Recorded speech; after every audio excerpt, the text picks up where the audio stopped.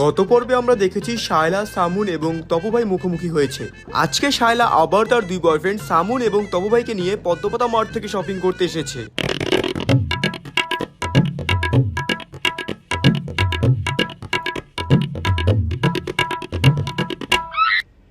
তপ, সামুন,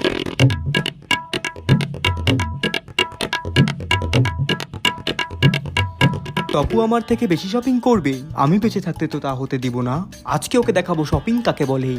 সামন কি আমার থেকে বেশি শপিং করে ফেলছে? এটা তো আমি কখনোই হতে দিব না। ওর আগে কাউন্টারে যেতে হবে। দে তোর। কি ছোট লোক রে বাবা, এই দুইটারে নিয়ে মার্কেটে আসাই আমার ভুল হয়েছে।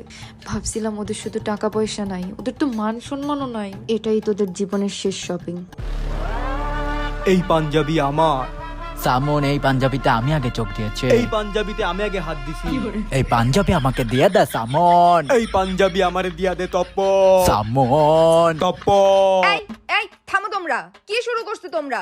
দুইজন দুইটা নিলেই তো হয়। এক্সকিউজ মি ভাইয়া, এটার আরেকটা পিস বের করেন তো। আপু এটা একটাই আছে, আর হবে না।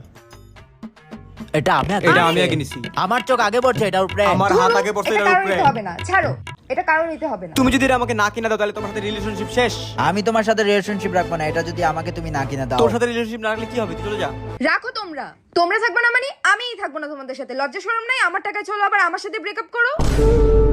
এ তো আমও গেল ছালাও গেল। কে পরিমাণ বাটপার! এবার ঈদে কিনে কাটা করে দিবে কে আমাকে?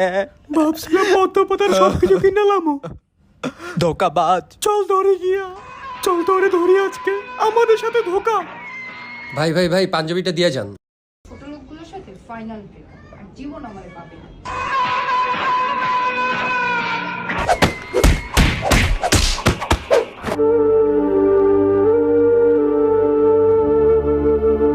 হ্যালো গাইস, সবাই লাইভটা শেয়ার করে দিবেন গাইস। আপনারা দেখতে পাচ্ছেন গাইস কিভাবে তপু এবং সামুন আমাকে নির্মম অত্যাচার করেছে।